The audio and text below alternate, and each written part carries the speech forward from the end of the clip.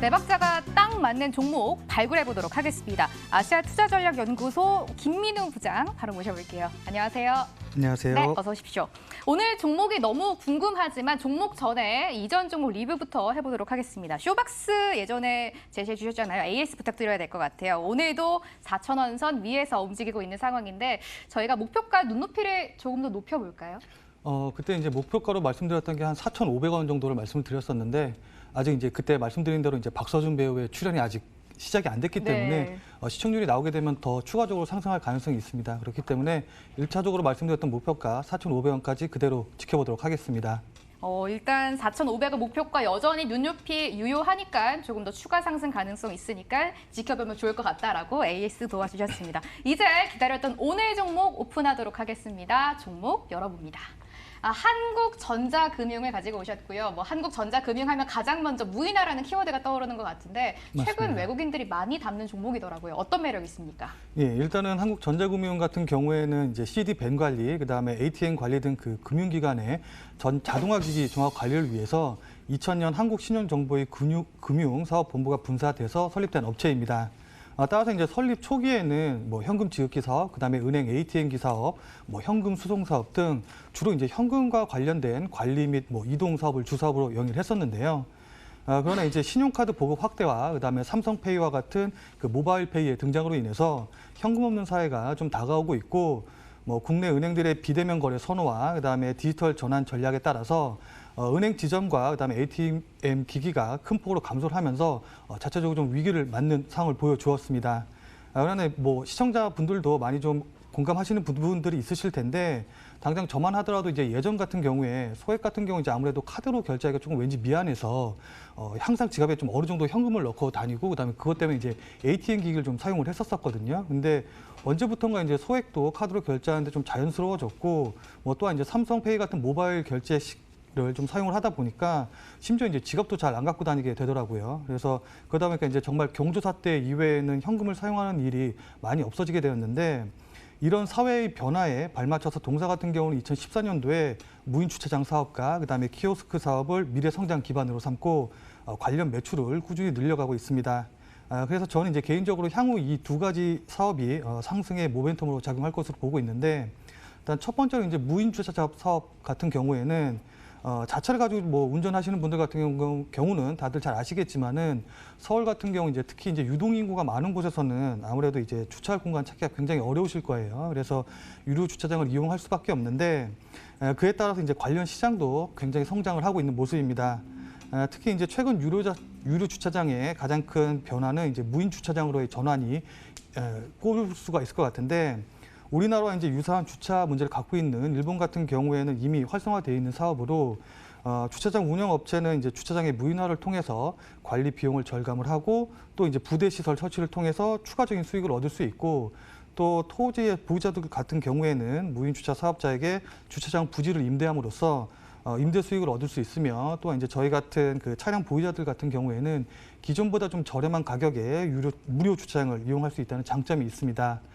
그중에서 이제 가장 큰 이점은 아무래도 인건비 절약으로 볼 수가 있을 것 같은데 주 52시간 근무의 확대, 그다음에 최저임금의 가파른 상승으로 인해서 인건비 부담이 높아진 상황에서 주차관리원의 고용에 따른 인건비 부담을 좀 절약을 할 수가 있고 또한 유인 주차장은 이제 인건비 대비해서 새벽 시간에 아무래도 그 매출 비중이 낮기 때문에 새벽 시간에 운영하기가 좀 어려운데 무인 주차장 같은 경우는 24시간 개방을 함으로써 새벽 시간에 추가적인 수익을 올릴 수 있어서 이 역시도 주차장을 운영하는 입장에서는 매력적으로 다가올 것으로 보입니다. 동사의 무인 주차장 사이트는 2017년 293개, 2018년 400개에서 2019년 900개로 한 해 동안 500개가 증가를 하였고 2020년에는 약 1,600개까지 증가될 것으로 전망이 되고 있습니다. 두 번째 모멘텀으로 이제 타사 대비 경쟁력을 갖춘 키오스크 사업을 좀 살펴봐야 될 것 같은데 요즘 이제 버거킹이나 맥도날드 같은 그 패스트푸드점에 방문해 보시면 아시겠지만은 사람이 주문을 받는 게 아니라 대부분 키오스크가 주문을 받고 있죠. 그래서 이 역시도 이제 최저 임금의 인상, 그다음에 주 52시간 근무의 확대를 통해서 인건비의 부담이 커지게 되자 이를 줄이기 위해서 빠르게 도입이 확산이 되고 있는 모습입니다. 이에 따라서 이제 현재 국내 주요 3대 패스트푸드점의 키오스크 도입률은 60%를 초과를 했고, 키오스크 도입에 외식업계 전반에서 뭐 숙박, 뭐 공연, 전시업계 등 이제 다양한 분야로 확산이 되고 있기 때문에 관련 업체들의 매출은 전년 대비해서 약 107% 정도 상승하는 모습을 보여주었습니다. 이런 이유로 이제 현재 키오스크 시장에서는 매출 규모가 이제 영세한 중소 제조업체가 좀 난립돼 있고, 그에 따라서 수익성이 조금 낮아져 있는 상황이긴 한데요. 그러나 이제 동사 같은 경우는 이제 확실한 캐시카우를 갖고 있고 또 뭐 중견 기업이기 때문에 향후에 수익성이 낮은 업체가 키오스크 시장에서 퇴출이 되고 수익성이 정상 수준으로 이제 회복될 때까지 그 치킨 게임을 버틸 만한 여력이 있는 업체입니다. 이를 통해서 시장의 주도권을 가지게 될 가능성이 높고요. 또한 이제 무인 주차장과 키오스크 같은 이제 무인화 사업에서는 아무래도 이게 기계가 하는 거다 보니까 갑작스러운 고장이라던가 위기 상황이 발생되면은 바로바로 처리해 줄 수 있는 시스템과 인프라 구축이 굉장히 중요한데, 동상 이제 기존의 ATM 관리 사업, 그다음에 CD 밴 사업을 통해서 현재까지 이제 전국에 28개의 AS 지사를 설립해 놓았고, 기존의 AS 지사에서 무인 설비 장치와 그다음에 뭐 키오스크 장비 같은 경우를 관리하게 함으로써 초기 투자 자본 없이 전국에서 영업이 가능하기 때문에 뭐 타사 대비 굉장한 경쟁력을 갖고 있다고 볼 수 있을 것 같습니다. 이 현금을 점점 안 쓰게 되는 이 위기를 기회로 삼아서 이 햄버거 먹으러 가면 왜 주문하는 기계 있잖아요. 그 키오스크 사업과 또 무인 주차장 사업을 영위하고 있는 위기를 기회로 삼고 있는 한국전자금융 들여다보고 있습니다. 제가 의문이 하나 생기는데요. 이 키오스크 기계가 딱 봐도 굉장히 비쌀 것이다, 수익이 잘 될 것이다라고 예상이 되지만 이게 한 번 설치할 땐 비싸지만 수익이 또 계속 나는 건 아니잖아요. 좀 실적에 정체가 생기진 않을까 좀 의문이 들어요. 그렇기 때문에 이제 대부분 한 번에 매수하는 게 아니라 그러니까 한 번에 사는 기계를 구입하는 경우도 나눠서, 있지만, 네. 예, 렌탈로 해서 월에 이제 10만 원, 20만 원씩으로 해서 이제 하는 경우들이 많기 때문에 이 같은 경우 아무래도 이제 현금형을 갖고 있어야 되거든요. 네. 그래서 이제 동사에게 조금 더 경쟁력이 있다고 볼 수 있을 것 같습니다. 경쟁력이 있을 것이다. 달달이 이제 돈을 계속 매출이 들어오는 거기 때문에 그런 면에서는 걱정을 조금 덜어도 될 것 같다라고 이제 찝어주셨는데요. 실적 한번 점검을 그래도 들어봐야 되잖아요. 실적 어떻게 보면 좋을까요? 예, 근데 이제 아무래도 이제 실적 같은 경우에는 자영업의 위축으로 인해서 전체 매출의 20%를 담당하던 포스 제조업체죠. OK포스의 매출 및 영업이익이 좀 부진하게 나왔습니다. 그렇기 때문에 2019년 예상 실적은 매출은 이제 전년 대비해서 123억 줄어든 2,821억, 그다음에 영업이익은 전년 대비 56억 감소한 1,193억 수준이 로 될 것으로 보이고 있고요.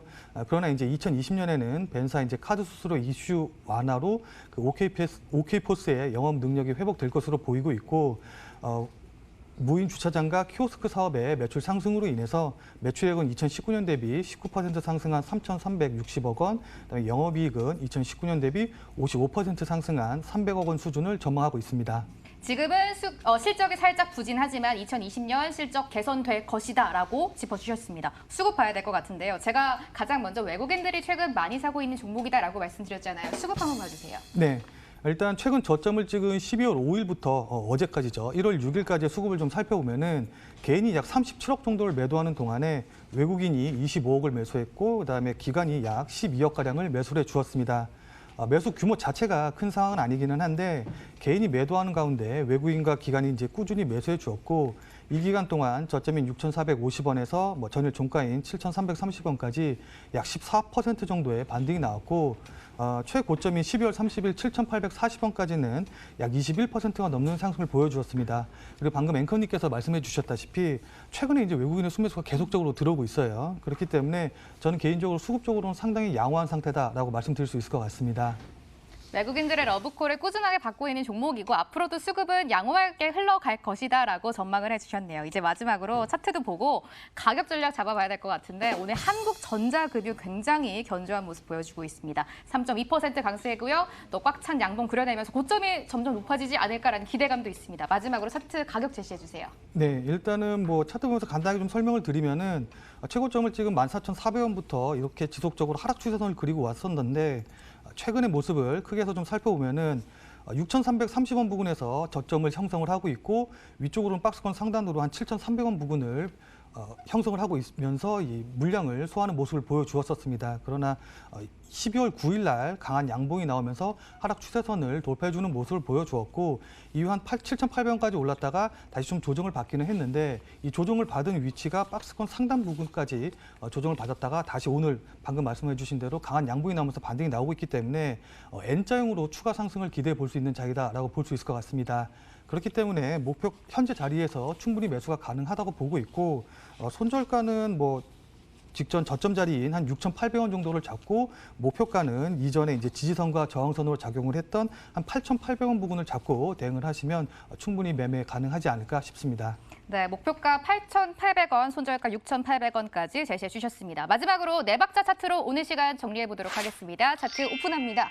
수급, 가격, 모멘텀 우수하다라고 평가하고 계시고요. 실적에서는 살짝 부족하지만 앞으로 2020년 전망 개선 좋을 것 같다라고 마지막까지 챙겨보도록 하겠습니다. 이렇게 네 박자 종목은 아시아투자전략연구소 김민우 부장과 지금까지 함께했습니다. 말씀 고맙습니다. 네, 감사합니다.